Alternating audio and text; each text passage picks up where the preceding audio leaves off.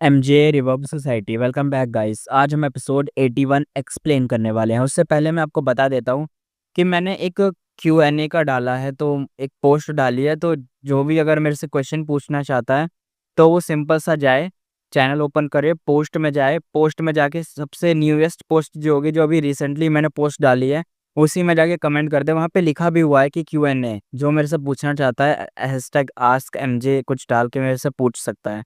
तो जिसने अभी तक नहीं पूछा है वो पूछ लेना, और कोशिश करूँगा कि मैं सबके ये आंसर दे दूँ, लेकिन देखते हैं जितने हो पाएँगे उतने ठीक है।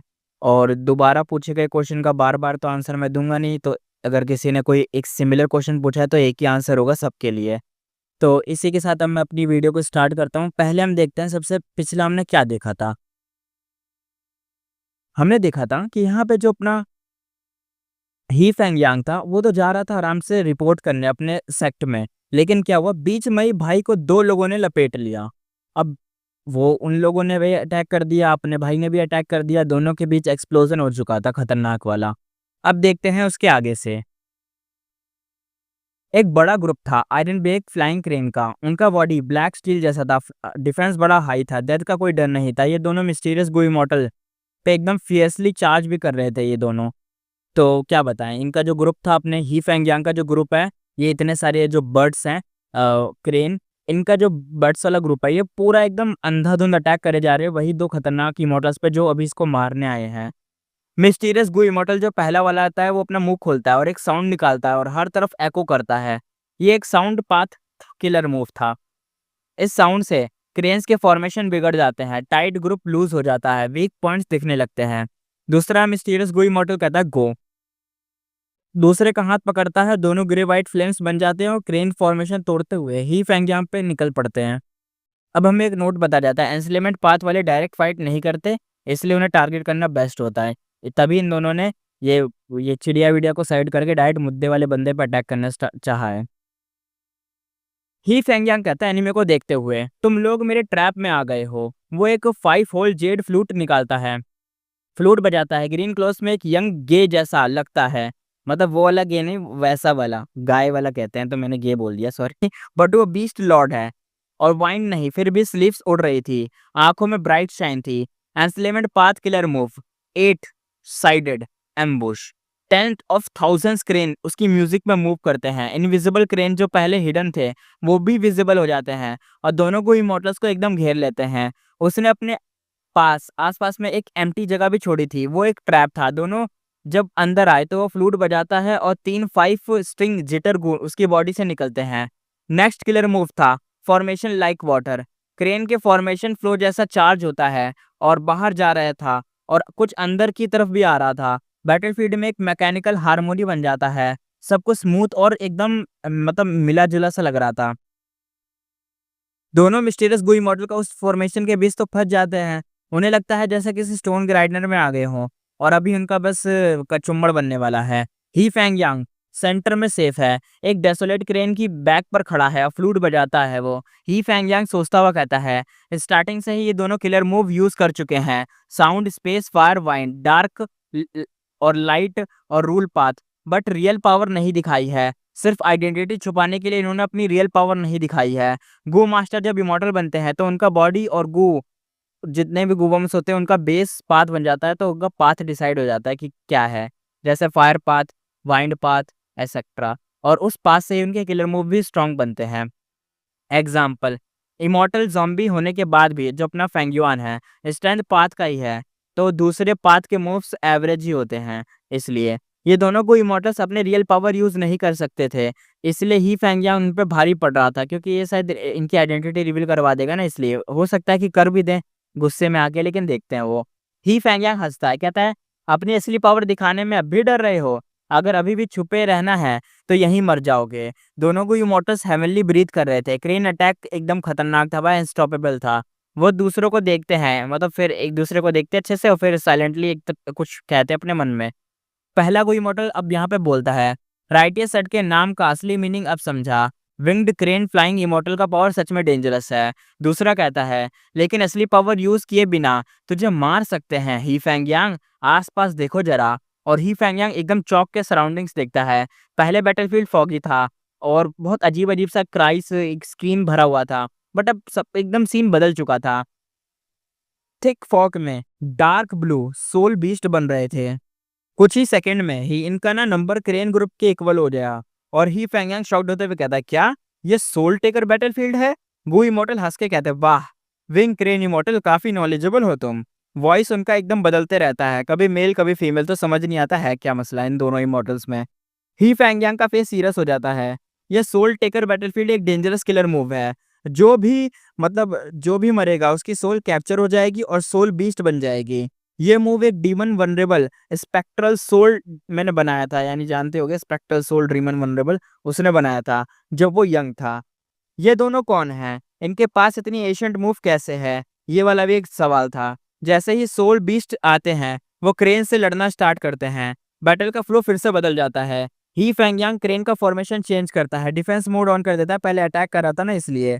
दोनों गुई मॉडल का प्रेशर कम होता है, वो क्रेन ग्रुप के ट्रैप से बाहर निकल जाते हैं। सोल बीस्ट का पावर क्रेन के इक्वल था, बट उनका एफिशिएंसी कम था। 10 सोल बीस्ट लगते हैं एक क्रेन को मारने के लिए। ही फैंगयांग अलर्ट होते हुए कहता है, क्योंकि सोल बीस्ट मरने के बाद उनके पीसेस फिर से नए सोल बीस्ट बन जाते हैं, इसलिए इनको कहा जाए तो इन्फिनाइट स्पॉन होंगे, ये एक तरीके से आते ही रहेंगे। और सीन यहीं पे एंड होता है। फाइट अभी भी काफी इंटेंस चल रही थी यहाँ पे। अब यहाँ पे सीन दिखाई देता है अलग वाला। जो पहले भाई बैटलफील्ड थी ना, एकदम डेड फ्लाइंग क्रेन की सोल इधर डायरेक्टली एनिमी की सोल बीस्ट बन रही थी एक तरीके से ना। अभी इसका थोड़ा बहुत रिव्यू दिया दिया जा रहा है कि जो ये था ना, कि क्या बोला जाता है, जो बैटलफील्ड है उस पे जितने भी सोल मरेंगी दूसरी सोल बनेंगी। और ऊपर से मान लो अपना जो ही फैंग यांग है, इसके भी तो ये वाली क्रेन्स है ना, इसकी भी अगर क्रेन एक भी मर गई तो क्रेन के अंदर से सोल निकलेगी। वो सोल भी ना इन लोगों के पास चली जाएगी, यानी अपने दो इमोर्टल्स जो अटैक करे ना उनके पास चली जाएगी और वो उनकी साइड से लड़ेगी। तो एक तरीके से नुकसान इसका ही है, इसकी सेना कम होती जाएगी और उसकी सेना बढ़ती चली जाएगी। यानी ज़्यादा एडवांटेज उसी को हो रहा था। अब यहाँ पे क्या बोले, बहुत खतरनाक सीन था। तो यहाँ पे जो मिस्टीरियस गुई इमॉर्टल होता है वो ना पहला वाला कहता है, ही फैंग यांग हमें जानबूझ के वीकनेस दिखाई थी ताकि टाइम मिले सोल टेकर बैटलफील्ड ग्रो करने का। दूसरा इमॉर्टल कहता है, आज तो यही खत्म हो जाएगा। Wind path killer move tornado dragon by. और ऐसी आवाज आती है, एक एक गू इमॉर्टल ने ह्यूज वाइंड विप घुमाकर फ्लाइंग क्रेन को एकदम मैस में उड़ा डाला। Poison path killer move use करता है, किलर बीस्ट ट्रैप। दूसरे थाउजेंड्स ऑफ टॉक्सिक निडल्स बरसाए और क्रेन सारे डिसॉल्व हो गए, मारे गए। बड़ा खतरनाक मूव है, यानी जितने भी ये क्रेन थे एक टोर्नेडो में इकट्ठा करा और टोर्नेडो के ऊपर ये बरसा दिए कीलें और खत्म। एक ही बार में घुसा के मार दी। एक एक कील में 4-5 क्रेनें लपेटते हुए छेद करते हुए चले गए। अब यहाँ पे अब दोनों को इमॉर्टल ने अपनी असली पावर दिखाई थी। एक वाइंड पाथ का था, दूसरा पॉइजन पाथ का। ही फैंगयांग शॉक्ड में कहता है, मुझे अभी रिट्रीट करना ही पड़ेगा। ही फैंगयांग सोचते हुए कहता है, यह बैटलफील्ड फॉगी है, इजी टू गेट लॉस्ट, लेकिन मेरे पास एक्सपेंड स्पेस वो है, एस्केप कर सकता हूँ। और उसने क्या करा, अपने इमॉर्टल प्राइमेसी के अंदर एक विल से बात की जो उसके अंदर थी। उसका नाम था टाइगर डीमन थी, वो एंग्री थी थोड़ी बहुत। तो ही फैंगयांग यहाँ पे कहता है उस will say, Lord tiger demon एक बार और इमॉर्टल किलर मूव यूज करो, मुझे यहाँ से निकाल लो। यहाँ पे टाइगर डीमन की विल कहती है, हर बार फोर्स इंट्रूशन करने पर मेरी रियल बॉडी को 2 रेड डेट इमॉर्टल एसेंस देने पड़ते हैं, सोच ले। ही फैंगयांग कहता है, मैं बाद में कंपनसेट कर दूंगा। टाइगर डीमन ने 2 एसेंस टोस किए, एक्सपेंड स्पेस इमॉर्टल को यूज हुआ। थोड़ी देर में ही फैंगयांग ने अपनी पाम से एक्सपेंड स्पेस गू निकाला और एक्टिवेट करा। एक तरीके से शायद बोरो करके आया है टाइगर डीमन से, इसलिए ये यूज कर पा रहा था और उसकी मर्जी के खिलाफ नहीं जा सकता। अपने टाइगर डीमन अगर बोलेगा तभी हो पाएगा। और ये बाद में उसे कंपनसेट कर देगा क्योंकि टाइगर डीमन के 2 इमॉर्टल एसेंस चले गए, रेड डेट वाले, क्योंकि वो ज्यादा लेवल ऊपर है ना इसलिए। येलो लाइट बैटलफील्ड से एक ह्यूज होल बनाया और ही फैंगयांग इंस्टेंटली उल होल से एकदम जो होल था बाहर निकल के गायब। मिस्टीरियस गू इमॉर्टल कहता चिल्लाते हुए, ओ नो, उसके पास एक्सपेंड स्पेस इमॉर्टल गू था, वो भाग गया। दूसरा इमॉर्टल वो कहता है, ही फैंगयांग अगर हिम्मत है तो रुक जा, 300 राउंड लड़ते हैं। ही फैंगयांग हंसते हुए कहता है, even soul taker battlefield can't stop me. तुम लोग एकदम भाई छुप गए हो, लेकिन तुम्हारे किलर मूव्स तुम्हारा सच दिखा देंगे। मैं वापस जाके सब कुछ पता लगा लूंगा कि है क्या। और वो है करता है, उसका एक्सप्रेशन सडनली चेंज हुआ। वो कहता, ओ नो, ये क्या है? बोल ही रहा था भाई की बोलती बीच में चेंज हो गई। इसने रियलाइज किया कि अननेसेसरी हैप्पी हो रहा है, जैसे कोई वॉर जीत गया हो, जबकि ट्रुथ ये था कि उसने हु इमॉर्टल लैंड वापस नहीं ली और फेल भी हो गया ऊपर से। तभी एक थर्ड गु इमॉर्टल बच्चे जैसा छोटा डार्क लाइट से सराउंडेड एक ड्रैगर गु वर्म लेकर बिल्कुल उसके पीछे खड़ा था, सिर्फ 1 फुट दूर। टाइगर डीमन की विल चिल्लाते हुए कहती है, डॉज कर तू ये होल में जा रहा था ना, होल में भी पूरा घुस के बाहर नहीं निकला है और जो इधर से निकलेगा इसलिए। तो वो कहता है डॉज कर, वो इमोशन पाथ गो इमोर्टल है, तेरे इमोशन से तेरा डिसीजन कंट्रोल कर रहा है। थर्ड गो इमोर्टल हंसते हुए कहता है, हा अब तो देर हो गई। उसने ड्रैगर उठाकर ही फैंगयांग की तरफ स्ट्राइक करा। ड्रैगर से इंटेंस इमोर्टल गु का ऑरा निकल रहा था। ही फैंगयांग एकदम हॉरर में कहता है, अटैक टाइप इमोर्टल गु, मेरे पास सिर्फ एक्सपेंड स्पेस गु था, डिफेंस तो कुछ काम ही नहीं करेगा। और एकदम से सब जितना भी सीन था सब फ्रीज हो गया। ये सब देखने के बाद भाई की सांसें ही जाम हो गई थी। उसे ऐसा लग रहा था कि क्लाइमेक्स पर हूं और एकदम मरने वाला हूं मैं। सारे इमोशन, गुस्सा, डर, कंफ्यूजन एक साथ अंदर एकदम भाई इनकरप्ट हो गए थे। तभी नाइन पैलेस क्रेन एक जोर से चीखता है और अपने मास्टर को बचाने के लिए खुद को एनिमे के आगे डाल देता है और प्लॉप आवाज आती है। डेन एकदम ड्रैगन शेड इमोर्टल गू सीधा क्रेन के चेस्ट में घुस जाता है। एनिमी शॉक्ड रह जाता है, कहता है उसे लगा था कि ही फैंगयांग के इन्फ्लुएंस होने से क्रेन भी वीक हो जाएगा, बट ऐसा नहीं हुआ। ही फैंगयांग रोकर चीखता है, लिटिल नाइन उसका नाम था ये। उसके टीयर्स निकलते हैं। फ्लैशबैक में पता चलता है कि ही फैंगयांग ने कभी क्रेन को एंस्लेव ही नहीं किया था। दोनों की दोस्ती एक बड़े सेक्रीफाइस से बनी थी। क्रेन में इमोर्टल गू का इफेक्ट दिखने लगता है। क्रेन का साइज श्रिंक होने लगता है। अडल्ट से यूथ, यूथ से बेबी, और टाइम पाथ इमोर्टल गू ने उसकी बॉडी को रिवर्स कर दिया था। टाइगर डीमन एंगरविल में एकदम चिल्लाते हुए अंदर से बोलता है, रिट्रीट कर भाई, रिट्रीट कर जल्दी, सेक्रीफाइस वेस्ट हो जाएगा तेरे मतलब वो 9 का सेक्रीफाइस हुआ ना यहाँ पर, वही कह रहा था।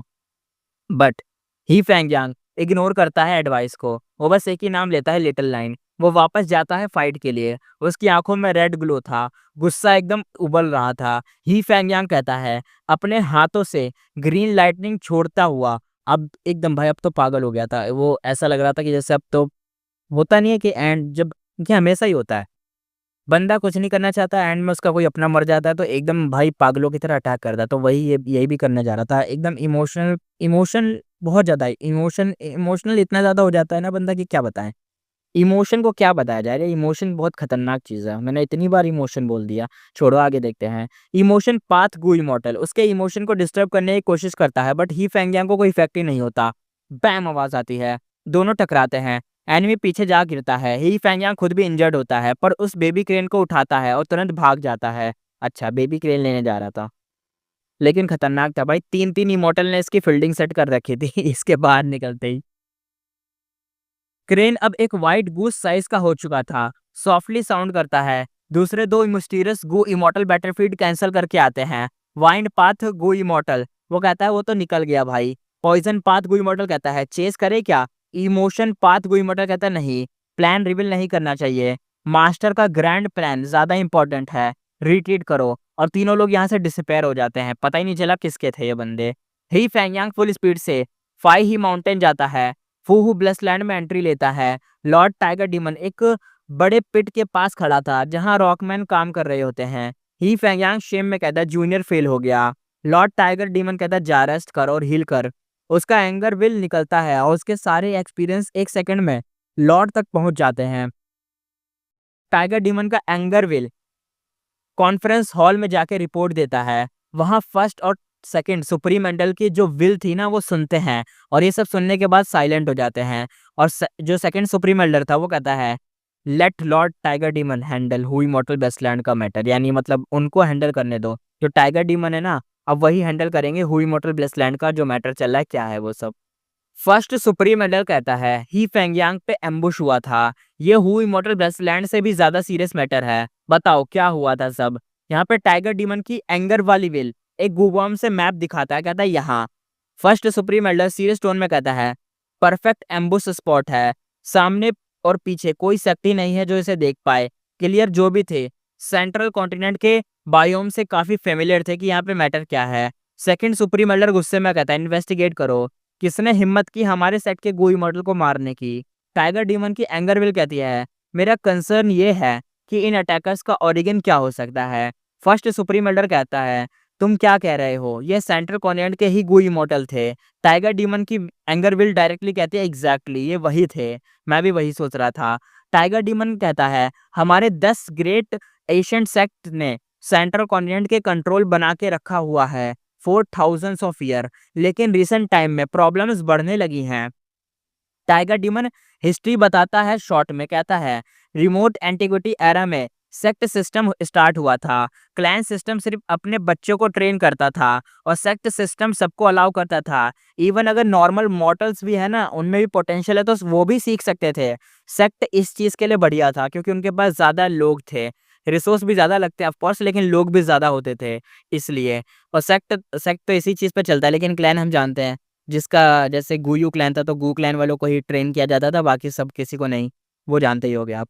इसलिए 3 मिलियन ईयर के बाद सेक्ट सिस्टम जो था वो जीत गया, इसलिए सेंट्रल कॉन्टिनेंट में सेक्ट ज्यादा है और क्लैन ऑलमोस्ट जीरो है। टाइगर डीमन कहता है हमारे सेक्ट के अलावा जो गू इमोर्टल हैं वो लोन कल्टीवेटर हैं या तो डेमोनिक पाथ वाले हैं, वो सब ग्रो कर रहे हैं। हम 80% रिसोर्स होल्ड करते हैं, उन्हें भी चाहिए, तो क्लैश तो होना ही था एक दिन। टाइगर डीमन और कहता है ग्रेट हेवनली स्वॉर्ड सेक्ट जैसे लोग ऑलरेडी अलग होने लगे हैं। पहले ये इमोर्टल क्रेन सेक्ट के अंदर थे, मतलब अंडर आते थे ये लोग, लेकिन नहीं, अब ये मना कर रहे थे एक तरीके से, मान लो रेबल कर रहे हैं कि नहीं हम तुम्हारे अंडर नहीं रहेंगे, हम अपना सब कुछ बनाएंगे। एक तरीके से होता है ना, अब अपनी नई शुरुआत करना।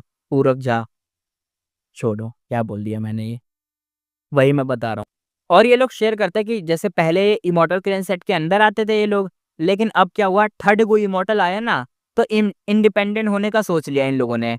एल्डर्स तो सारे साइलेंट रहते हैं, उन्हें पता है रिसोर्स लिमिटेड है। हर कोई इमोर्टल को अपने ब्लेस लैंड में रखने के लिए तो ज्यादा चाहिए होगा ना रिसोर्स, तो इतना तो हम सस्टेन नहीं कर सकते। इस बात यही चीज थी। टाइगर डीमन और कहता है और नए सेक्ट, नए आइडियाज, नए जीनियसेस बार बार आ रहे हैं। सेंट्रल कॉन्टिनेंट बहुत बड़ा है, हमारे सेक्ट हर साल टैलेंटेड लोग लेते हैं, फिर भी जगह कम बढ़ जाती है। यहाँ पे टाइगर डीमन कहता है हमारे 10 एशियंट सेक्ट तो बस वॉल्केनो के ऊपर बैठे हैं, नीचे मैग्मा है, कभी भी ब्लास्ट हो सकता है। सेकंड सुप्रीम एल्डर कहता है ये पुराना सेंट्रल कॉन्टिनेंट का इशू है, इससे कैसे चेंज करेंगे। टाइगर डीमन कहता है ग्रेट हेवनली स्वॉर्ड सेक्ट का केस देखो, मुझे लगता है अटैकर्स या तो लोन कल्टीवेटर्स हैं या हमारे ही रीजन के लोग हैं। अगर ये सच है तो काफी स्कैरी चीज है ये। सेकंड सुप्रीम एल्डर कहते हैं वो लोग क्लियरली नहीं चाहते कि हु इमोर्टल बेस्टलैंड फैंगयुआन के पास रहे। अगर ही फैंगयांग मर गया तो इमोर्टल क्रेन सेट को जबरदस्ती वार करनी पड़ेगी।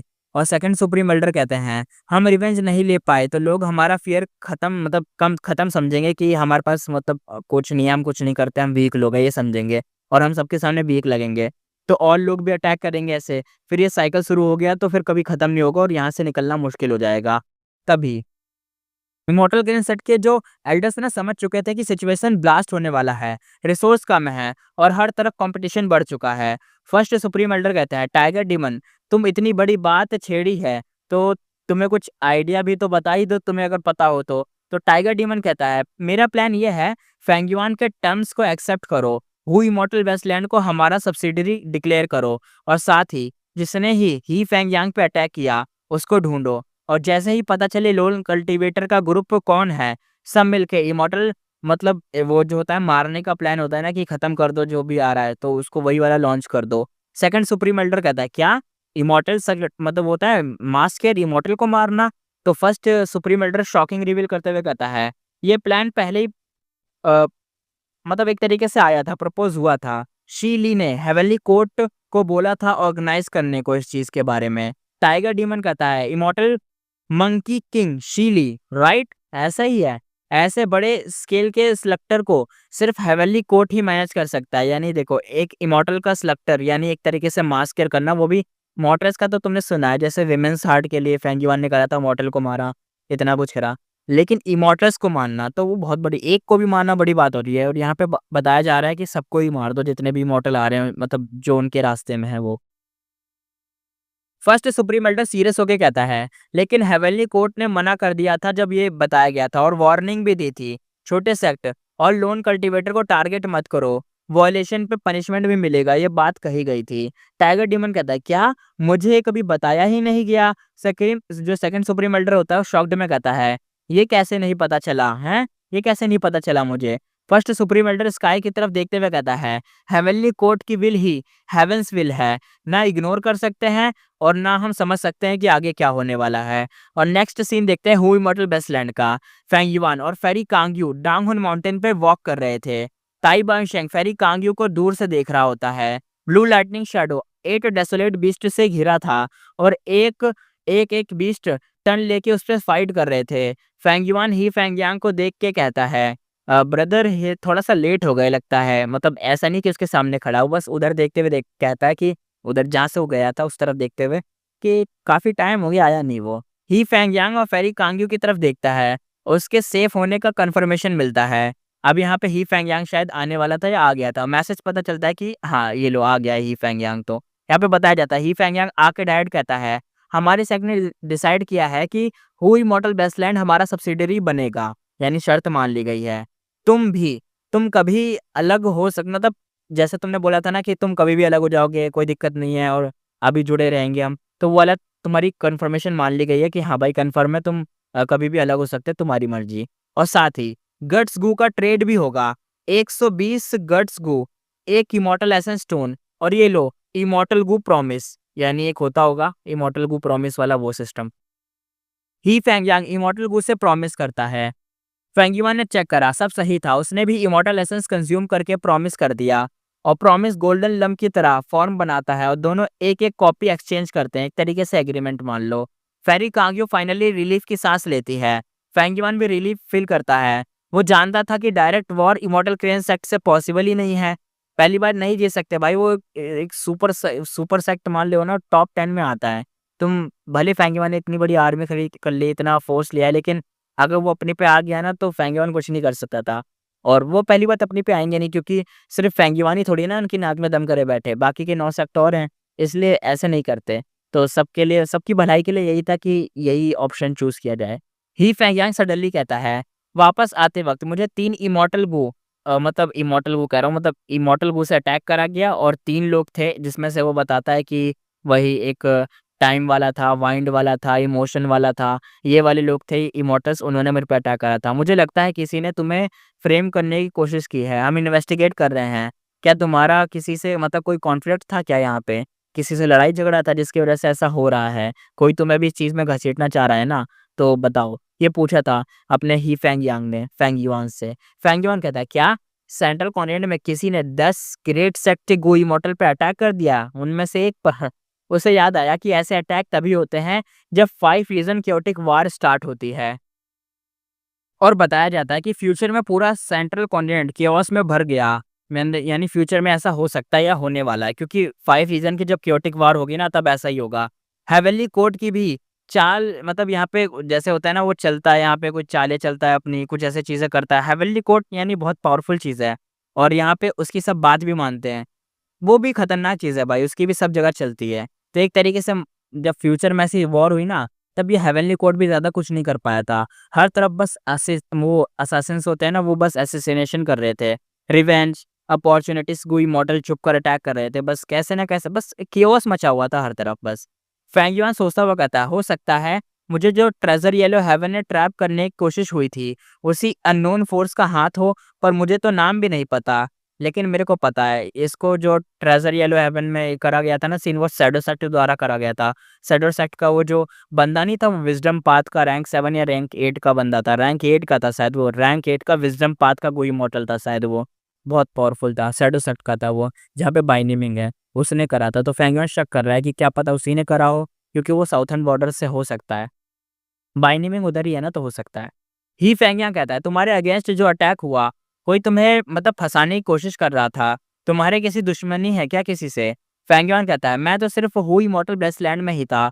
शायद किसी ने इमॉर्टल ग्रेन सेट को टारगेट किया और मुझे एक स्केपगोट बनाया था यहाँ पे। ही फेंगियांग को कोई काम की इन्फो तो नहीं मिली, पर फ़ोर्स तो यहाँ पे इक्वल था दोनों के बीच, इसलिए कुछ कह भी नहीं सकता था। फेंगयुआन ने हू इमॉर्टल ब्रेसलैंड का गेट खोला। ही फेंगयांग और फेरी कांगयू को बाहर भेज दिया। जैसे ही दोनों बाहर निकले, बाकी के 9 सेक्ट के इमॉर्टल शॉक में कहते हैं, ये इमॉर्टल ज़ॉम्बी कौन है? फेरी कांगयू और ही फेंगयांग के एक्सप्रेशन ठीक नहीं लग रहे। क्या नोगे मतलब यहाँ पे कोई नेगोशिएशन फेल हो गया क्या? ये सब कंफ्यूज थे। पहले ओपन फाइट चल रही थी, अब हिडन वॉर हो रही थी। पब्लिकली किसी ने कुछ बोला नहीं, बट ये जो अंदरूनी पॉलिटिक्स थी ना, ये पता चल रही थी उन्हें। फेंग युआन ने गेट बंद कर दिया, तभी हाई लाओलान और फेरी लीशान कहती है कांग्रेट्स ब्रो, बिना फाइट के ही डील क्रैक कर दी, बढ़िया खेला।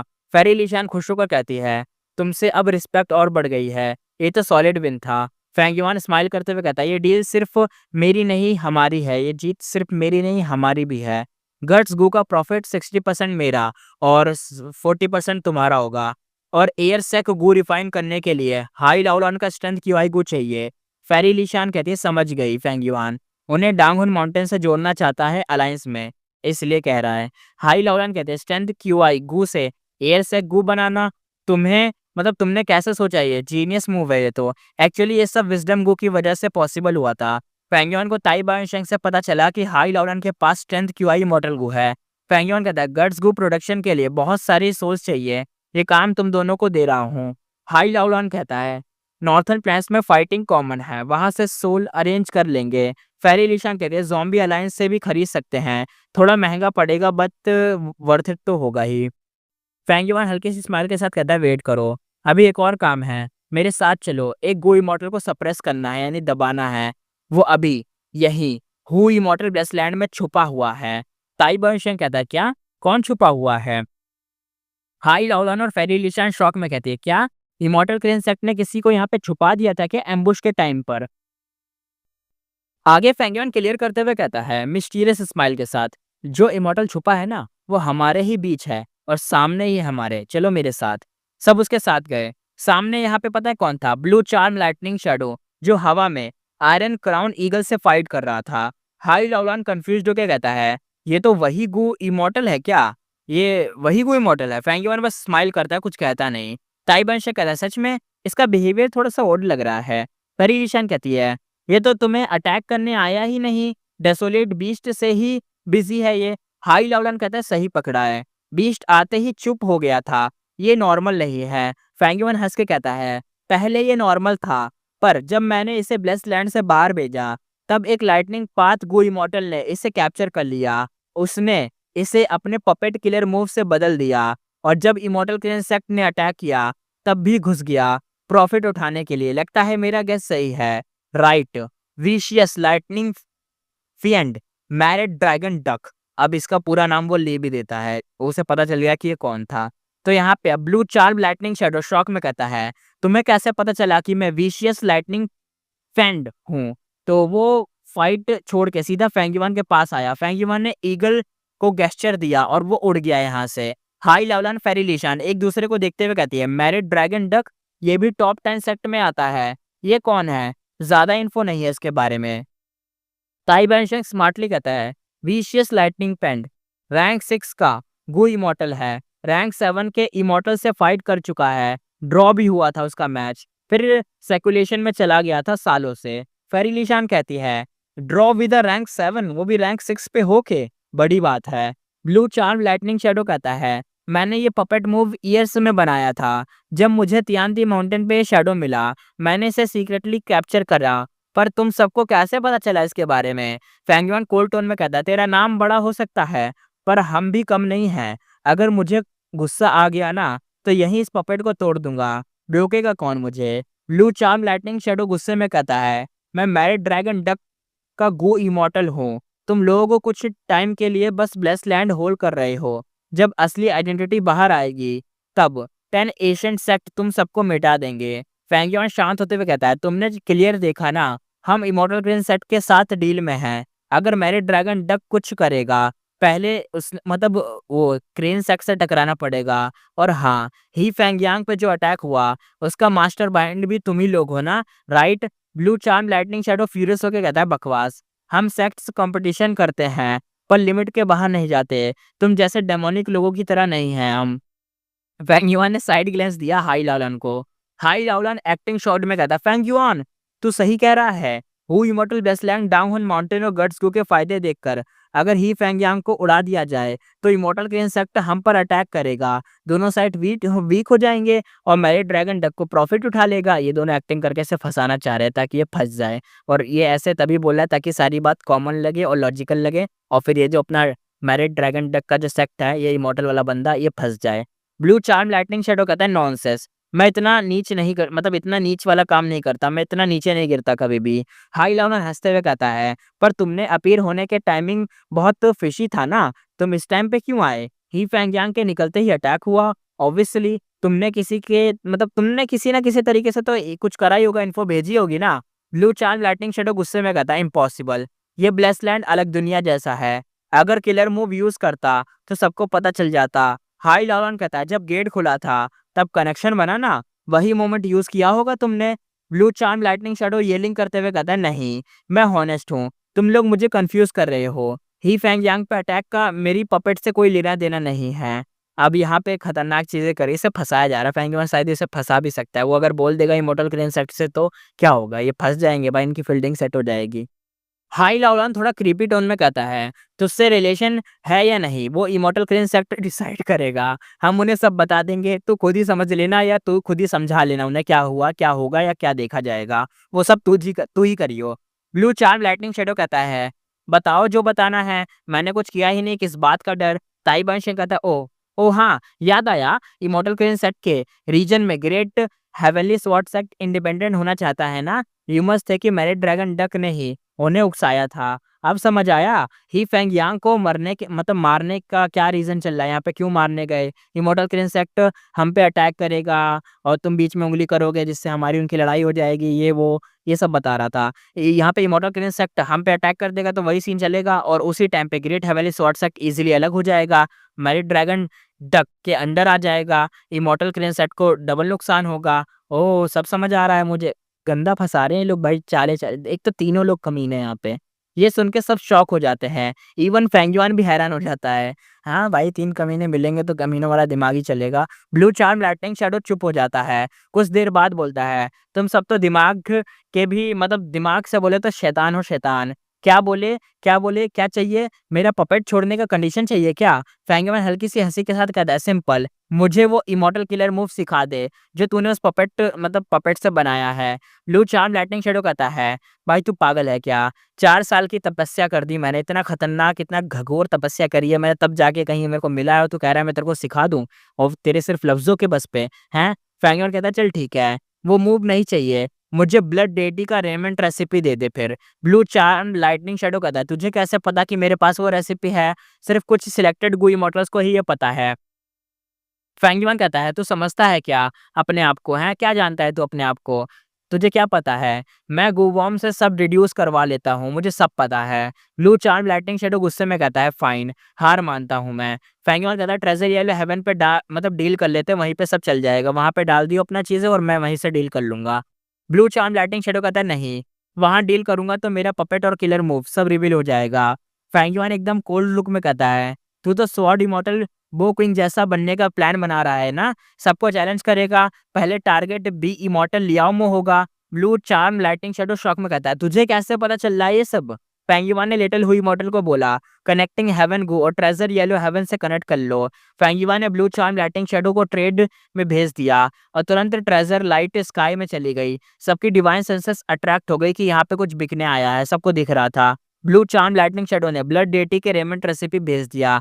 फैंगयुआन कहता है, ये क्या बकवास है, 70% कंप्लीट होना चाहिए था, तू 40% का भेज रहा है। Blue charm lighting shadow shock में कहता है, मेरे पास 70% है, तुझे कैसे पता हो सकता है? ये इतना कैसे पता होगा? तुझे ये पता हो जाता कि चलो मेरे पास वो रेसिपी है, मान सकते हैं, ये कैसे पता है कि 70% है? फैंगयुआन कहता है, मैं टाइम वेस्ट नहीं कर रहा, जितना ज्यादा पपेट एक्सपोज होगा उतनी दिक्कत तुझे ही होगी। ब्लू चार्म लाइटिंग शैडो गुस्से में कहता है, तेरे पीछे कोई विजडम पाथ का बंदा है ना, याद रखूंगा मैं तुझे।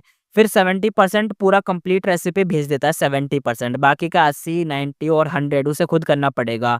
कुछ गू इमोर्टल शॉक हो जाते हैं, ये blue charm lighting shadow trade हो गया, ये तो इमोर्टल गू लेवल का रेमेंट रेसिपी है। फैंगयुआ ने डील खत्म की और रेसिपी ले गया, दिल में बोला, पिछली लाइफ में जिसे चाह के भी नहीं पा सकता था, वो इस बार बिना फाइट के ही मुझे मिल गया। फैंगयुआन सोचता है, विशियस लाइटनिंग फेंड एक डेंजरस बंदा है, पिछली लाइफ में रैंक 7 तक गया था, बहुत पावर बिल्ड की थी इसने, और लाइटनिंग डेटी से 8 पपेट बनाए थे। उसने एक बार ब्लड डेटी गूद चुराने की कोशिश की थी, फेल हो गया था और भाग गया था। पर इस बार बिना लड़ाई के उसका सपना मतलब पूरा हो गया। अब यहाँ से सीन शिफ्ट हो जाता है, हमें दिखाया जाता है सेंट्रल कॉन्टिनेंट। 3 दिन बाद इमॉर्टल किंगसेक्ट ने ऑफिशियल अनाउंस किया कि फेंग युआन अब हु इमॉर्टल ब्रेसलैंड का लीगल ओनर है और ये जगह उनकी सेट का सब्सिडरी फोर्स बनी है, जो कभी अलग मतलब कभी भी अलग हो सकता है अपनी मर्जी से। ये न्यूज़ पूरे सेंट्रल कॉन्टिनेंट में धमाका कर दिया। सब वो इमॉर्टल शॉक्ड हो गए। पहले तो इमॉर्टल किंगसेक्ट ने बोला था कि फेंग युआन ट्रेटर है, अब सडन यू टर्न ले लिया, सब कंफ्यूज हो गए थे। सबको लगा था कि फेंग युआन मरने जा रहा है, लेकिन ये तो उल्टा ही हो गया, कुछ खतरनाक ही हो गया। फिर भी चीज़ें मतलब कुछ सामने आई थी, जैसे विशियस लाइटनिंग फेंड के बारे में, गट्स गू का कांड और हुई इमॉर्टल बेस्टलैंड की पावर। हाईलाइट ये था कि गट्स गू को अब डांगहुन माउंटेन से निकाल के स्टोर किया जा सकता है। मतलब ये जो इम्पॉसिबल चीज़ थी अब वो पॉसिबल है, यानी अब ट्रेड भी पॉसिबल होगा। मतलब पहले सबको ये बात पता थी कि जो डांगहुन माउंटेन है, कभी भी वहां से तुम गट्स गू को निकाल के ले नहीं जा सकते, ना तो बेच सकते हो। कैसे बेचोगे? जैसे ही बाहर निकालोगे पिघल जाएगा आइसक्रीम की तरह। अब क्या है, उसने हाई लेवल के क्यूआई गू से, जो इमॉर्टल क्यूआई गू है जो उसके पास एक वाला स्ट्रेंथ वाला, उस गू से एक गू और बनाता है, वो एयर सेक गू, जिसकी वजह से शायद एयर टाइट कोई चैम्बर बन जाता है। उस चैम्बर के अंदर बंदा अपना गट्स गू रख देता है, जिसकी वजह से अब गट गू मतलब ऑफिशियली ट्रेडेबल है, ट्रेड करा जा सकता है। इस इन्फो ने सब सेट को एकदम ग्रीडी कर दिया, क्योंकि अब सब इस चीज के लिए भूखे बन चुके हैं। फेंगयुआन ने हर लेटर गू को रिप्लाई दिया, छोटी बड़ी हर फोर्स से कनेक्ट बनाने की कोशिश करी, सबसे मतलब कनेक्शन बना रहा था। इसके बाद फाइनली सेंट्रल कॉन्टिनेंट के स्पॉटलाइट में entry as the immortal zombie who immortal beastland का मालिक के रूप में उसकी एंट्री हो गई। यानी अब सब कुछ सब लोग उसे जान चुके थे, सबके साथ कनेक्शन भी बन चुका था। और कुछ दिन बाद हाई लाउरान फर्स्ट बैच ऑफ सोल लेके आई, लाखों की संख्या में, मोस्टली वाइल्ड बीस्ट की सोल थी। फेंगयुआन ने उन्हें डांगहुन माउंटेन में डाल दिया। वहां हु इमॉर्टल लैंड स्पीड ने पावर यूज करी और सोल को तोड़ तोड़ के गट्स गू बनाने स्टार्ट कर दिए। साथ ही हेरी मैन को बोला गया कि फंड जो ये जो फाउंडेशनल है ना, फाउंडेशनल गूवम बनाने के लिए 3 शिफ्ट में 7 दिन 7 रात मेहनत कर करके काफी गूवम्स तैयार किए गए। फिर रॉकमैन को बोला गया कि एक बड़ा स्टोन नेस्ट बनाने के लिए। हाफ महीने बाद फर्स्ट बैच ऑफ सोल खत्म हुआ, गट्स गू बन गए और हाई लाउलान सेकंड बैच ऑफ सोल ले आई। फेंगयुआन ने उसे लेकर एक बड़े स्टोन नेस्ट के पास ले गया। हाई लाउलान शॉक हो गई उस ह्यूज सेटअप को देखकर।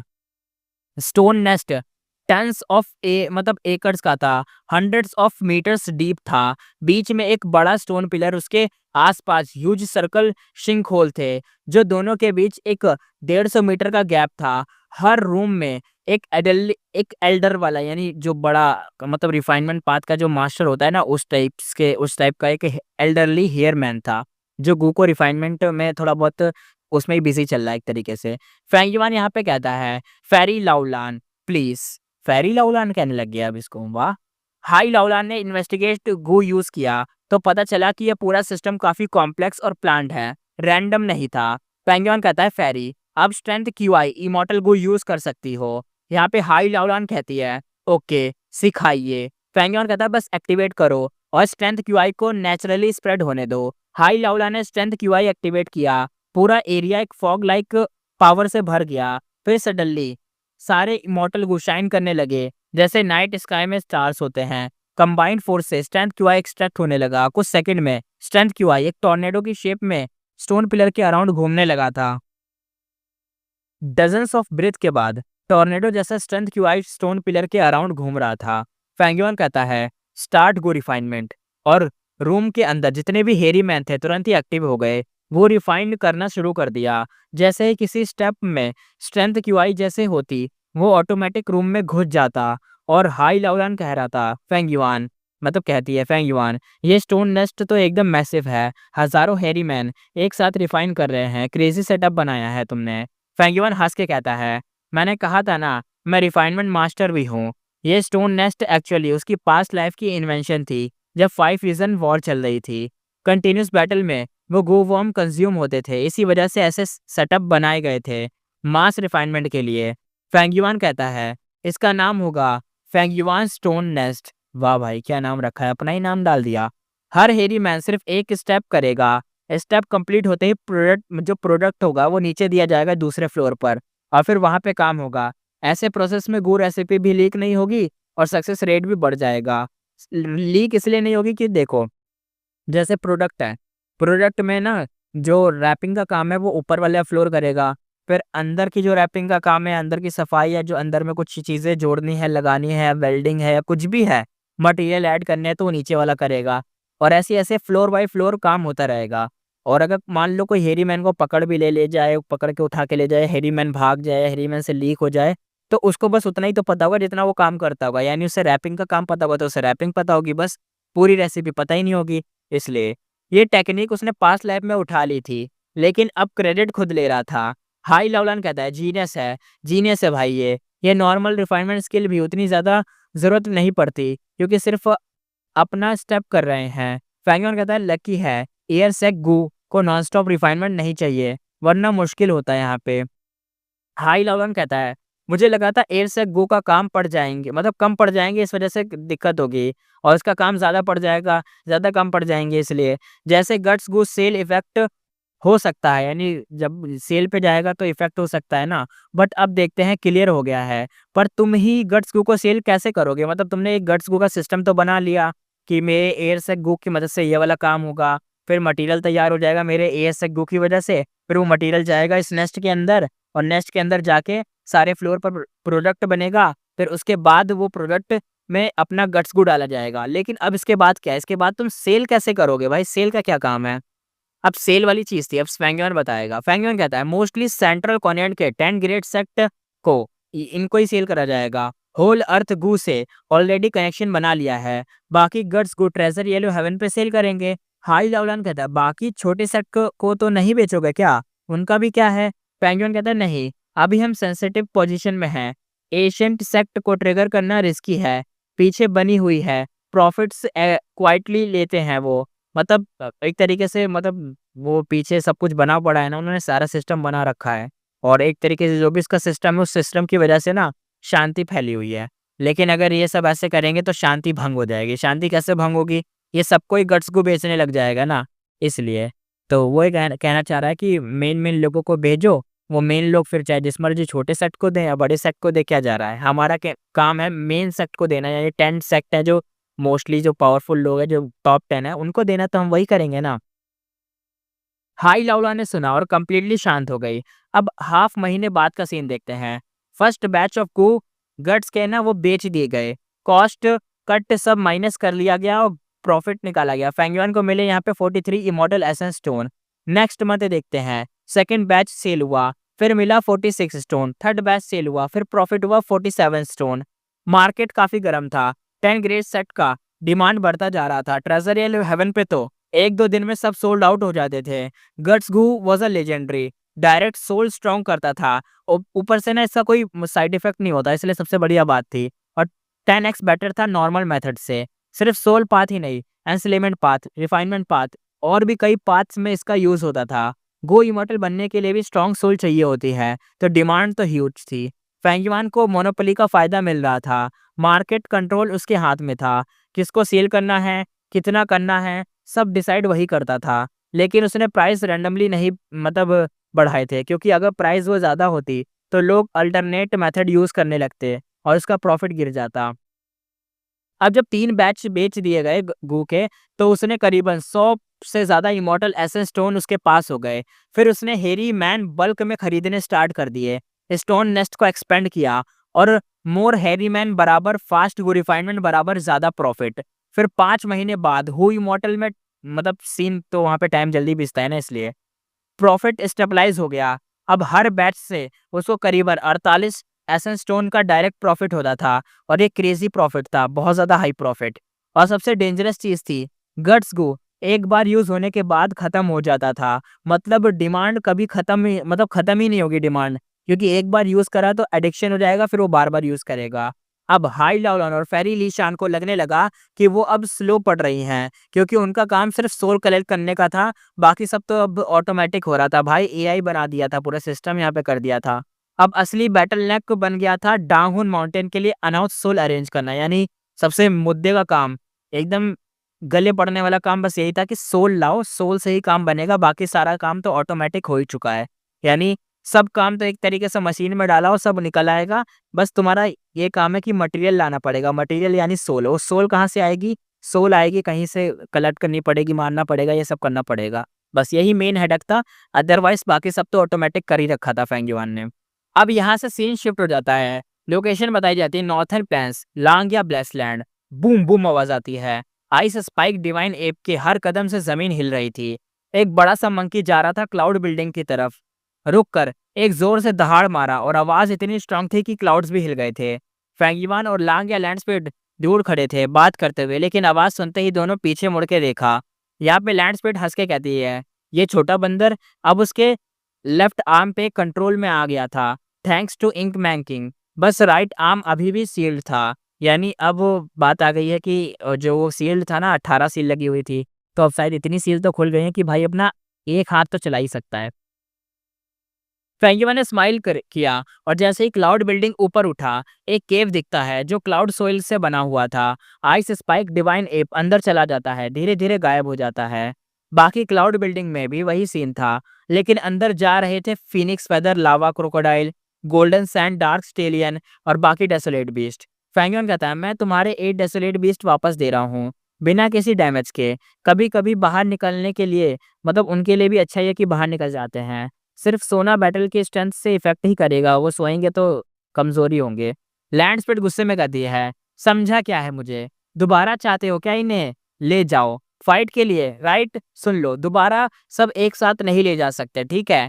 फेंगयुआन कैजुअली हाथ बढ़ाते हुए कहता है, डील। डील के अकॉर्डिंग अब तुम्हें इमॉर्टल बू, मैन एज बिफोर और लैंडस्केप एज बिफोर मुझे वापस देने चाहिए। लैंडस्पीड ऑकवर्डली हंसी और कहती है, भाई फेंगयुआन, अभी रिसर्च पूरा नहीं हुआ है, कुछ दिन और दे दो ना। फेंगयुआन एक्सप्रेशन टाइट करते हुए कहता है, बिल्कुल नहीं, अभी के अभी दो। तो यहाँ पे लैंड्स पे ड्रामा करते हुए कहता है, भाई तुम जानते हो ना मैं अभी वीक हूँ, रिसर्च स्लो चल रही है मेरी, मुझे लॉस हुआ यार इस डील में। फेंगयुआन कोल्डली कहता है, डील दोनों ने एकदम विलिंगली की थी, अब रिग्रेट कर रहे हो क्या? लेट हो गया अब तो लेट हो गया। अब याद रख, माउंटेन प्लेज गू का वो भी है, तोड़ने से लाइफ चली जाएगी। मो तांग चांग जल्दी से आके कहता है, लैंडस्पीड मॉट इमॉर्टल गू को वापस कर दो। यहाँ पे लांग या लैंडस्पीड गुस्से में कहते हैं, ले ले भाई, ले ले ले तेरा गू, ले तेरी ब्रेड, तुम्हारा गू। हमेशा मुझे ही उल्लू बनाया जाता है ना, मैं ही उल्लू हूँ। फैंगमैन कहता है, क्या उल्लू? तुमने तुम्हारे बीस्ट को फीड किया बिना बैटल के, तुम्हारा फूड भी बचा दिया मैंने, सोच रहे हो मैं वहां ले गया, तुम्हारे बीस्ट तो भूखे थे, मैंने खिलाया उन्हें। लैंड स्पीड चिल्ला के कहता है, और मैंने तुम्हारा राइजिंग अजूरे क्लाउड इमोर्टल गू को फीड किया है, उसके लिए भी मैंने इमोर्टल एसेंस स्टोन लगाए हैं। अगर हिसाब करना है तो प्रॉपर ही कर ले भाई। फैंगवान हंसते हुए कहता है, रिसर्च चाहिए ना तुम्हें, मैन एज बिफोर और लैंडस्केप एज बिफोर पे। लैंडस्पीड कहता है, अब सॉफ्ट हो जाता है। वो कहता है, हाँ हाँ, मैं तो अभी भी चाहता हूँ, सपने में भी मैं यही चाहता हूँ कि रिसर्च हो जाए बस जल्दी से। फैंगवान उसको एकदम थपथपाते हुए कहता है, तो फिर छोटी छोटी बातों पे क्या झगड़ते रहते हो? तुमने ही तो कलेक्ट्रल के तौर पे इस चीज को, मतलब इमोर्टल गो को रखा था ना कि कलेक्ट करके रखूंगा, अगर मैं नहीं कर पाया तो तुम ये, एक तरीके से मेरा जो गिरवी रखा है नहीं कर पाया तो तुम ले लोगे, तो मैं क्या करूँ, तुम्हें खिलाना तो पड़ेगा ही। लैंडस्पीड जोरदार गुस्से में कहता है, निकल जा भाई यहाँ से, मैं तुम्हारे दादा के दादा के दादा के दादा के बराबर हूँ, सीनियर हूँ। फैंगयुआन इमोर्टल को दिखाते हुए कहता है, ओह रियली? लैंडस्पीड एटीट्यूड चेंज करते हुए कहता है, फैंगयुआन भाई क्या ही इंसान हो तुम, हम पुराने दोस्त हैं ना। मोतान शांग साइड में खड़ा था और सब कुछ देख रहा था कि कैसे कैसे, बस फैंगयुआन गू दिखाता तो भाई का एक्सप्रेशन कुछ और होता, गू छुपा लेता तो कुछ और एक्सप्रेशन हो जाता, गुस्सा दिखाता वो लैंडस्पीड। फैंगयुआन ने इमोर्टल गू को अपने इमोर्टल प्राइमेसी में रखा और निकाले और 3 नई मॉडल गू की रेसिपी भी दे दी है उसको। 5 महीने में उसने 6 डील कर ली थी लैंडस्पीड के साथ। ये 3 रेसिपी बस 60% कंप्लीट थे। इन्हें पूरा करने में उसने हाफ मंथ लगा दिया था। लैंडस्पीड रेसिपी देख के कहता है, भाई मानना पड़ेगा, तुम गू रेसिपी रिड्यूस करने में जीनियस हो। बस अफसोस तुम एक इमॉर्टल ज़ॉम्बी बन गए। फैंगयॉन कहता है, मुझे भी अपनी ज़ॉम्बी बॉडी से छुटकारा पाना है, कोई सोल्यूशन है क्या? लैंडस्पीड कहता है, सोल्यूशन है, लेकिन आउटडेटेड है, यानी बहुत पुराना है, रिस्की बहुत ज़्यादा है, या सक्सेस के चांस भी बहुत लो हैं, और ये जो मटेरियल इसमें यूज़ होंगे ना वो एक तरीके से एक्सटेंट हो चुके हैं, मिलते ही नहीं। मैं तो लैंडस्पीड हूँ, ज़ॉम्बी के सोल्यूशन पे ध्यान नहीं देता। मो तानशांग कहता है, फैंग भाई तुम नॉर्थर्न प्लेन्स के ज़ॉम्बी अलायंस के ब्रांच में एंट्री ले लो, वहाँ के टॉप लोग भी इमॉर्टल ज़ॉम्बी हैं, वो लोग ज़ॉम्बी स्टेट हटा के जिंदा बनने पे रिसर्च कर रहे हैं। सुनने में आया है कुछ प्रोग्रेस भी किया है उन लोगों ने। फेंगयुआन कहता है मेरे भी सेम इंटेंशंस हैं, बट मैं खुद एक्सपोज नहीं कर सकता। 88 रॉन्ग बिल्डिंग डिस्ट्रॉय कर दिया, इंपीरियल कोर्ट ब्लेस्ड लैंड भी बर्बाद किया, अब पब्लिक में दिखना डेंजरस हो सकता है। मो तांगशांग कहता है अब तो डोंग फेंग चांग फेंग भी मर चुका है, शायद कोई गो इमॉर्टल तुम्हारी आइडेंटिटी ट्रेस ना कर पाए। फेंगयुआन कहता है मुश्किल है, हो सकता है कोई 1000 ईयर ओल्ड मॉन्स्टर या विजडम पाथ गो इमॉर्टल डिड्यूस कर ले। लैंग या लैंडस्पीड कहता है तो खुद विजडम पाथ गो इमॉर्टल है ना, इतने इमॉर्टल गो रेसिपी रिड्यूस किए हैं तो खुद ही अपनी आइडेंटिटी को शील्ड कर सकता होगा। फैंगियन दिल में कहता है मैं तो बस अपने रैंक 9 विजडम गो का यूज करके एक्टिंग कर रहा हूँ, असली विजडम पाथ इमॉर्टल तो मैं हूँ ही नहीं। पहली बात, फैंगियन कहता है मेरे मेथड सिर्फ गो रेसिपी के लिए काम करते हैं, और मा होंग्युन और जाओ लियानुन अभी भी जिंदा हैं। मुझे लगता है क्विन बाई शेंग मेरी आइडेंटिटी पहले ही समझ गया होगा। मो तांगशांग कहता है क्विन बाई शेंग काफी स्मार्ट निकला, पहले लगा था सिर्फ फाइट करता है, बट उसने मो और जाओ को पकड़ के लक पाथ ट्रू इनहेरिटेंस ले लिया, और फिर फेरी लिशान को भी कन्विंस कर लिया, और माउंटेन प्लेज को यूज करके अब वो एक ह्यूज ऑक्शन करने वाला है जहां मा और जाओ को भी बेच रहा है। म- मो तान चांग ने फेंगयुआन की तरफ देखा, उस मतलब क्योंकि उसका फेरी लिशान से कनेक्शन था ना, इसलिए उसकी तरफ देखा था। फेंगयुआन कहता है क्विन बाई शेंग टाइमिंग समझता है, ब्रेन एंड ब्राउन दोनों में स्ट्रांग है। क्या मतलब कमाल का बंदा है, यानी समझ रहे हो ना, ब्रेन में भी समझदार है और कब क्या करना है उस चीज में भी समझदार है। फेंगयुआन लैंडस्पीड की तरफ देखते हुए कहता है व्हाइट लोटस जाइंट सिल्कवॉर्म गू का कोई लीड है क्या तेरे पास? क्लीन सोल इमॉर्टल गू काफी वीक हो गया है, उसे फीड करने के लिए व्हाइट लोटस जाइंट सिल्कवॉर्म की जरूरत थी। लैंडस्पीड कहता है नहीं है, ये गू स्पेक्ट्रल सोल डीमन वनरेबल ने बनाया था। मैं थीविंग हेवन जाइंट सन के टाइम का हूँ, तब तक स्पेक्ट्रल सोल का राइस नहीं हुआ था। लैंडस्पीड कहता है पर एक धमाकेदार ट्रांसफॉर्मेशन पाथ किलर मूव मेरे पास है। थीविंग हेवन डीमन वनरेबल ने उसे यूज किया था अपनी आइडेंटिटी हाइड करने के लिए। इस मूव से तुम्हारा लुक और ऑरा दोनों चेंज हो जाएगा। अगर तुम्हें डिड्यूस भी कर ले तो भी तुम इजीली डिनाई कर सकते हो कि मैं तो वो हुई नहीं, मैं तो हुई नहीं वो। फेंगयुआन यहाँ पे कहता है ओ ये तो फेमिलियर फेस है, ये वाली लेजेंडरी मूव लग रही है क्या? फ्लैशबैक दिखाया जाता है जो मतलब क्या हुआ था यहाँ पे, क्यों ऐसा लग रहा था कि ये कुछ फेमिलियर है। ये familiar face move thieving heaven demon venerable की थी, इससे उसने अपना लुक बदलने और एक रैंक 6 गु इमॉर्टल होते हुए रैंक 8 इमॉर्टल डैंग जाओ यान को स्कैम कर दिया था। स्कैमर था भाई, मैं तो सीधा कहता हूँ। थीविंग हेवन डीमन वनरेबल स्कैमर था, गंदा वाला। बहुत गंदा काटता था ये बंदा, लड़कियों से ज्यादा गंदा काटना तो इसको आता था भाई। समझ रहे हो? रैंक 6 का होके इसने रैंक 8 वाले को चोमू बना दिया। उसने डैंग को उसके बेस्ट फ्रेंड वान चीजेन बन के बेवकूफ बनाया था। घर में घुसा, सारे ट्रेजर चुरा लिए। बाद में डैंग ने गुस्से में वान को अटैक कर दिया, 3 हिट्स में ही उसका हाल खराब कर दिया। तब जाके उसे सच समझ आया, लेकिन तब तक मतलब जब तक समझा दोनों की जिंदगी बर्बाद हो चुकी थी। थीविंग हेवन डीमन वनरेबल ने दोबारा वान के डैंग को लूट लिया था और क्लीन एस्केप भी मार लिया था। डान के ट्रिबुलेशन में डेथ हो गई और वान भी कुछ दिन बाद मर गया था। ये सब सिर्फ एक मतलब एक डिसग्यूस मूव से हुआ था, फेमिलियर फेस। अच्छा, इसका नाम था फेमिलियर फेस। लांग या लैंडस्पीड कहता है फेमिलियर फेस तू काफी डेयरिंग है, ये इमॉर्टल किलर मूव है और उसका कोर गू एटीट्यूड गू है, लेजेंडरी वाला एटीट्यूड गू।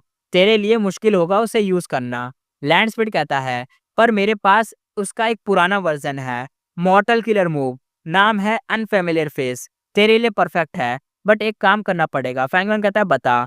लैंडस्पीड कहता है मेरे 12 क्लाउड्स बिल्डिंग में एक एक डेसोलेट बीस्ट होता था, अब सिर्फ 9 बचे हैं। अगर तू एक स्ट्रॉन्ग डेसोलेट बीस्ट ला के मुझे दे दे तो मैं तुझे इमॉर्टल एसेंस स्टोन के साथ ये अनफेमिलियर फेस मूव भी दे दूंगा।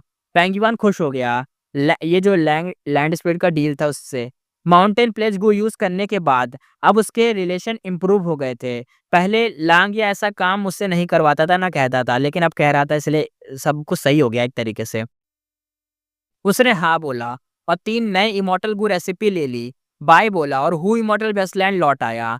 ताई बाई शेंग कहता है जूनियर ब्रदर तू वापस आ गया, ट्रिप सक्सेसफुल रहा क्या? फेंगयॉन कहता हाँ काफी फ्रूटफुल रहा था यार, उसने लैंडस्केप एस बिफोर और मैन एस बिफोर गु को रिटर्न कर दिया। ताइबन शेख कहता है शार्क डीमन बुला रहा है अर्जेंटली, मुझे ईस्टर्न सी जाना पड़ेगा। 2 गू लेके बिना चेक किए निकल गया वो सीधा।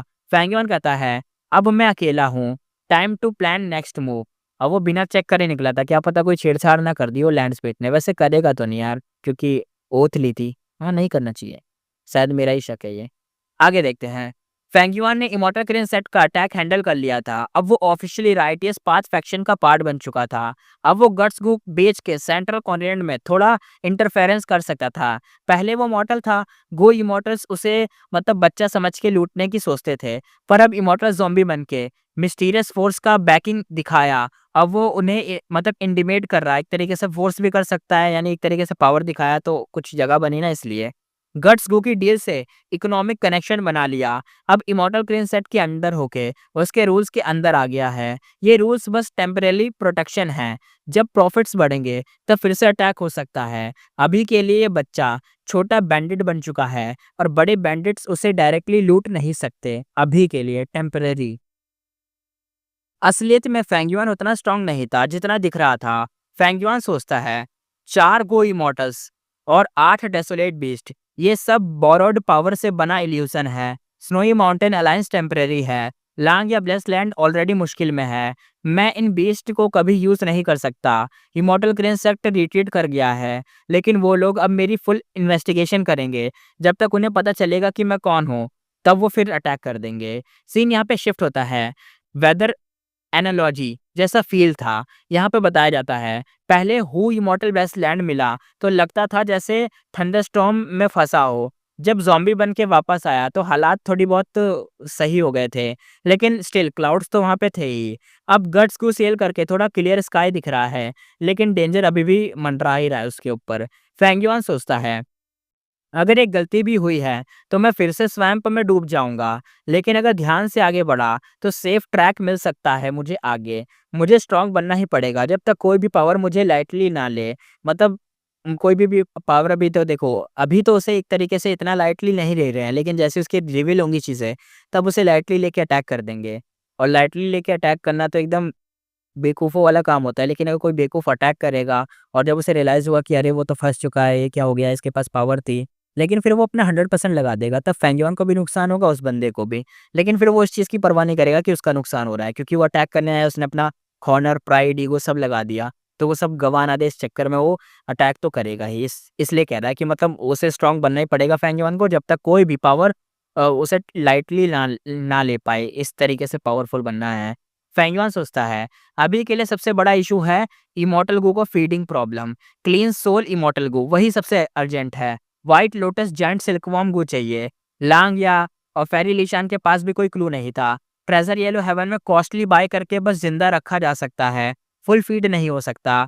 इसका सोल्यूशन तभी पॉसिबल है जब रेसिपी मिल जाए और बल्क में रिफाइन किया जाए।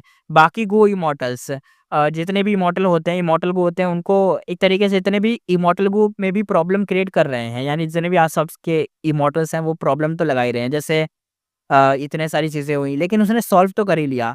बट यहाँ पे फीडिंग वाली प्रॉब्लम चल रही है और फीडिंग वाली प्रॉब्लम में भी ना कुछ चीज़ें हैं यहाँ पे। जैसे मान लो क्लैमिटी बैकबोनिक इमॉर्टल गो, ये क्या है ना, स्नेक के बोन्स और ब्लैक ब्लड में बदल कर फीड किया गया था इसको। Delight in water and mountain मोया की विल के थ्रू फीड हो रहा था, पर परमानेंट सोल्यूशन नहीं था। वर्ल्डली वेब ट्रेस गू 10,000 अंडरवर्ल्ड जेलीफिश और 1,000 डीप सी लाइटनिंग ईयर्स चाहिए। जेलीफिश तो मिल जाता है, पर ईल तो रेयर है। पहली बार तो ताई बाइशंग ने मतलब शार्क डीमन से मिलके रिक्स लेके अरेंज कर लिया था, लेकिन फिर क्या करेंगे आगे। दूसरा था, सॉरी, तीसरा या चौथा मान लो कनेक्ट लक इमॉर्टल गो 5,000 केजी सैंड गुल सॉइल चाहिए, और अभी बस 3 फीड सेशन के लिए बचा है, यानी 3 बार और खिला सकता है, फिर नहीं। और फिर है विमेन्स हार्ट इमॉर्टल गो, इसको फीड करने के लिए मॉर्टल्स को मारना पड़ता है, और अभी राइटिस पाथ में एक्टिव है भाई अपना, तो रिस्की है ये चीज़। इसलिए चाहे कितने भी इमॉर्टल एसेंस स्टोन हो, इमॉर्टल गो को फीडिंग में भाई बहुत चीज़ें लग जाती है, एक तरीके से बहुत प्रॉब्लम होती है, काफ़ी कॉस्टली भी होता है। ये मोस्टली गो इमॉर्टल्स के पाथ से लिंक्ड होता है और उनके ब्लेस्ड लैंड से भी मैनेज होता है। लेकिन पेंगुइन के पास अलग-अलग तरीके के हैं, तो सबको फीड करना पड़ेगा, इसलिए उसे ज़्यादा प्रॉब्लम आ रही है बाकी लोगों के मुकाबले।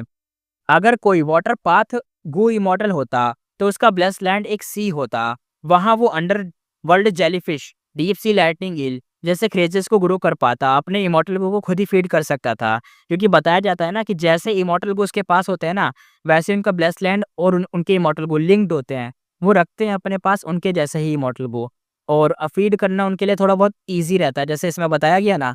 लेकिन फेंगयुआन को देखो, वो है किस बात का और कितने-कितने तरीके के उसके पास गू वर्म्स हैं, इसलिए। वैसे तो बहुत बढ़िया बात है क्योंकि उसके पास इमॉर्टल गो बहुत ज़्यादा है, किसी-किसी के पास तो होते ही नहीं है। जैसे अपना ही फेंगियांग था, वो माँग के लाया वो गूस से, टाइगर डीमन से। ताई बाइशेंग भी अपने ब्लेस्ड लैंड से दोनों इमॉर्टल गू को खाना खिला लेता था। हाई इलेवन के ब्लेस्ड लैंड में हेवी मेटल ओर्स थे, जो स्ट्रेंथ क्यूआई इमॉर्टल गू का फूड है। बट फेंगयुआन की सिचुएशन टोटली अलग थी। फेंगयुआन के इमॉर्टल गू मोस्टली मतलब स्कीम से मिले थे, यानी कहीं से इधर-उधर से मिले थे, और उनका पाथ भी मिक्स था। कोई टाइम का, कोई स्पेस का, कोई वाटर का, कोई विज़डम का, कोई स्ट्रेंथ का, हर तरीके के इन्वॉल्व थे इसमें। उसका ब्लेस्ड लैंड तो डेड हो चुका था, कुछ भी डालो सब मर जाता था, ना मैनेज हो सकता था, ना डेवलप हो सकता था। उसका वाला ब्लेस्ड लैंड, हू इमॉर्टल ब्लेस्ड लैंड यहाँ पे सही है, लेकिन उसके अंदर जो ब्लेस्ड लैंड है वो बेकार है। और सबसे बड़ी दिक्कत, इमॉर्टल एसेंस भी प्रोड्यूस नहीं होता था उसमें। फेंगयुआन सोचता है, मेरे इमॉर्टल एसेंस स्टोन हर जगह लग रहे हैं, transaction, green grape immortal essence बनाना और गू फीडिंग। इसी वजह से हाई चेंग के बाद मैं ऑलमोस्ट बैंकरप्ट हो गया था। फेंगयुआन के सामने दूसरा मेजर इशू था उसका प्राइमेसी। कल्टीवेशन स्टक था, यानी आगे नहीं बढ़ सकता। ब्लेस्ड लैंड डेड है, और जब तक वो इमॉर्टल ज़ॉम्बी बॉडी में है, प्रॉपर कल्टीवेशन पॉसिबल ही नहीं है। लेकिन अगर ह्यूमन फॉर्म में आया, तो विज़डम लाइट हॉलो यूज़ ही नहीं कर पाएगा, वही तो फिर विज़डम में नहीं जा पाएगा, विज़डम गू का यूज़ नहीं हो पाएगा। ये भी एक इशू था। और थर्ड मेजर प्रॉब्लम ये थी कि battle strength. Clean soul immortal gu weak है, उसे यूज़ करना तो रिस्की है। मैरिड सेल्फ किलर मूव भी अभी यूज़ नहीं हो सकता, इसी वजह से क्या बोले अब। तो बैटल स्ट्रेंथ भी लो हो चुकी है अब। फेंगयुआन सोचता है, मतलब है अपने प्लान्स के बारे में। सेंट्रल कॉन्टिनेंट के एशियन सेक्ट से फाइट, नॉर्थर्न प्लान्स से बचना, डांग फैंग चांग फैंग की इनहेरिटेंस लेना, लांग या लैंड स्पीड की हेल्प, फेरी जियांग यूज के डार्क लिमिट लेना, जो फेरी जियांग है उसके पास डार्क लिमिट है ना, वो लेना, सब पावरफुल बैटल स्ट्रेंथ मांगते हैं। यानी बैटल स्ट्रेंथ तो चाहिए चाहिए इन सबसे भिड़ने के लिए। बैटल स्ट्रेंथ डिपेंड करता है चार चीज़ों पे: battle attainment, immortal gu, killer moves, immortal essence. Immortal essence अभी गट्स गू के बिजनेस की वजह से तो ठीक चल रहा है। बैटल अटैचमेंट भी टाइम लगता है, फास्ट इंप्रूव नहीं हो सकता। ब्लड डेटी का रेमेंट रेसिपी है, बट अभी वेल्थ कम है, रिफाइन नहीं कर सकता। फैंगयुआन सोचता है, ब्लड पाथ का लिंक डेमोनिक पाथ से है, अगर अभी रिफाइन किया तो हेवनली कोड जैसे लोग डीमन जजमेंट बोर्ड पे नाम डाल देंगे। प्लस सब गुई ऑलरेडी भूखे भी हैं, और नया ऐड करना तो और भी लोड बढ़ जाएगा, क्योंकि जब वो एक नया पाथ वो कर लेगा तो उसके गू वर्म भी चाहिए होंगे ना उसके। तो फिर वो गू वर्म लाने के लिए और दिक्कत, उनको भी फीड करना पड़ेगा। क्विक सॉल्यूशन ये था, सिर्फ किलर मूव से बैटल स्ट्रेंथ इंक्रीज हो सकता है। फेंगयुआन सोचता है, अब पैसा काफ़ी है तो मैं नए इमॉर्टल किलर मूव्स खरीद सकता हूँ, और अपनी पुरानी लाइफ के किलर मूव्स भी रिक्रिएट कर सकता हूँ। उसने तुरंत काम स्टार्ट कर दिया अब इस पे, यानी जो सॉल्यूशन उसे मिला था इस पे ही, कि जो किलर मूव्स है ना उनसे ही बैटल स्ट्रेंथ इंक्रीज हो सकती है। तो अभी यही करना पड़ेगा कि किलर मूव्स लाने पड़ेंगे। सीन कट होता है सेंट्रल कॉन्टिनेंट। फेंग जियूजे और उसकी टीम एक मैसिव व्हाइट लाइट वॉल के सामने खड़े थे। ये है सेंट रीजनल वॉल। यही वॉल है जिसकी वजह से सारी रीजन आपस में अलग रहते हैं। ओल्ड लॉर्ड कांग यांग कहता है, ओल्ड ओरेकल, क्या रिजल्ट मिला कैलकुलेशन का? यंग वू इमोर्टल ने आंखें खोली, मिस्टी और क्लाउडी, फिर नॉर्मल हो गई। यंग वू इमोर्टल कहता है, ये जगह वीक है, पहले दो स्पॉट्स ज्यादा स्टेबल हैं, यहीं से वॉल काटते और नॉर्थर्न प्लेस में घुस सकते हैं अगर वॉल काटे तो। ओल्ड मैन तियान लॉन्ग हंसते हुए कहता, फाइनली 1000 जगह चेक करके सही स्पॉट तो मिला।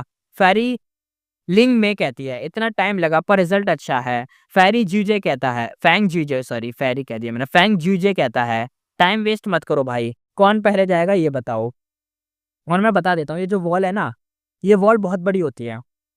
पूरा कॉन्टिनेंट अलग कर रखा है ना एक तरीके से, एक बॉर्डर, बहुत बड़ा बॉर्डर होते हैं हम जानते ही हैं। तो ये जो बॉर्डर है, ये बॉर्डर पे एक तरीके की व्हाइट लाइट है, और हर जगह व्हाइट लाइट स्ट्रांग ही होती है, लेकिन कुछ कुछ ऐसे स्पॉट होते हैं जहाँ पे कमजोर होती है।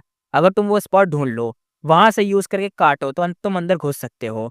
लेकिन सप्रेशन तो शायद इन्हें पड़ेगा नहीं पड़ेगा ये नहीं पता, लेकिन हो सकता है इन्हें सप्रेशन पड़ सकता है, क्योंकि जब भी रीजन क्रॉस करेंगे तो सप्रेशन तो पड़ता ही है।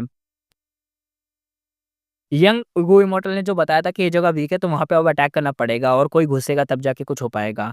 फेरी ओशू और फेरी लिंग में टुगेदर कहती है हेवेंस एनवी मैनर लीड करेगा। दोनों ने मिलकर एक्टिवेट करा immortal killer move Peerless crescent moon slash. इसका कोर था रैंक 7 क्रिसेंट मून इमोर्टल गो और रैंक मतलब 2 रैंक 6 के सपोर्ट वाले गो भी। और एक इमोर्टल से नहीं होता तो दोनों एक साथ पावर देना पड़ता था इसको यूज करने के लिए। किलर मूव एक्टिवेट होते ही एक ब्राइट ब्लू क्रिसेंट मून बन जाता है अटैक करने के लिए। पियरलेस क्रिसेंट मून स्लैश का जैसे ही यूज हुआ, अब आओशियो और लिंग में ने मिलकर एक किलर मूव जैसे यूज करा। एक शाइनी ब्लू क्रिसेंट मून बना। साइज सिर्फ एक वाटर जार जितना था लेकिन ऑरा काफी डेंजरस था। मूनलाइट के साथ वो moon directly sent regional wall को कट करता गया और 70 कह रहा हूँ, हाँ कुछ 70 से भी ज्यादा यानी 80 के बीच मान लो स्टेप्स में एकदम रास्ता कट हो गया। और यहाँ पे चेन जेन ची कहता है हेवेंस एनवी मैनर का किलर मूव वाकई कमाल का है। गो इमोर्टल्स वॉल के अंदर एंटर करते हैं। फैंग जीजे सबसे आगे चलता है। सब गो इमोर्टल्स उसके पीछे होते हैं। जैसे ही वो लोग सेंट रीजनल वॉल के अंदर गए उनकी बॉडीज हैवी फील होने लगी। थॉट्स स्लो हो गए। इमोर्टल प्राइमेसी ट्रम्बल होने लगा। फैंग जीजे कहता है क्विक और तेज चलना पड़ेगा। लेकिन 74 स्टेप के बाद उनका चलना मुश्किल हो गया। वॉल सेल्फ रिपेयर करने लग गई थी।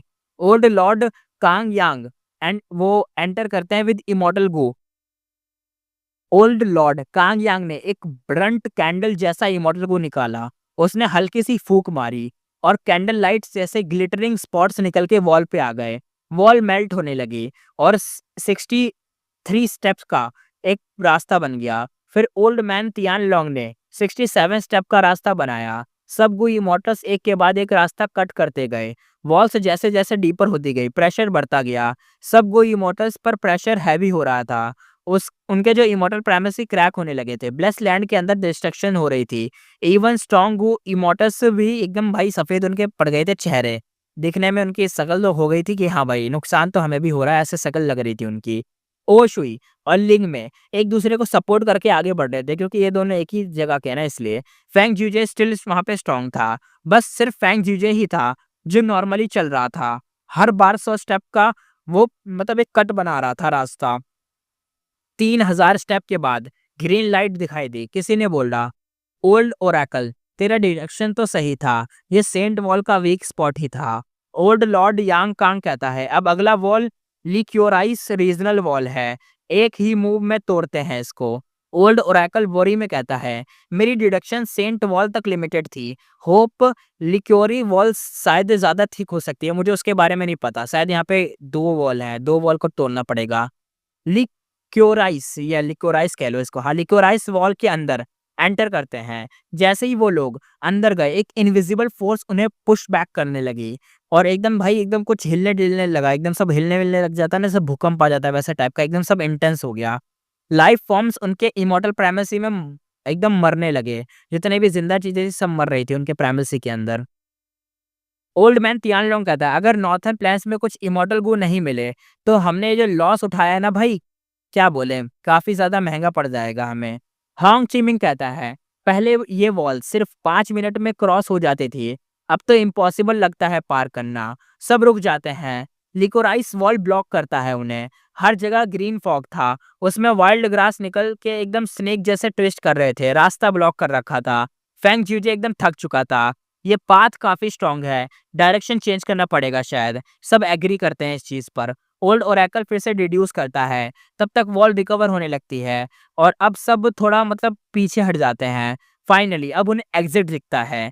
एक रात यानी एक दिन रात लगा के भाई ने स्ट्रगल करा, इतना कुछ करा, तब जाके वो नॉर्थर्न प्लान्स में एंटर करते हैं। फैंग जीजे कहता है 3 दिन रेस्ट करो, उसके बाद आगे का प्लान्स डिस्कस करेंगे। सब जमीन पे गिर जाते हैं। बस फैंग जीजे ही जो थोड़ा मतलब खड़ा रहता है, बाकी सब तो बिल्कुल थक चुके थे अब। इसी के साथ करते हैं हम एपिसोड को खत्म, फिर मिलेंगे नेक्स्ट एपिसोड में।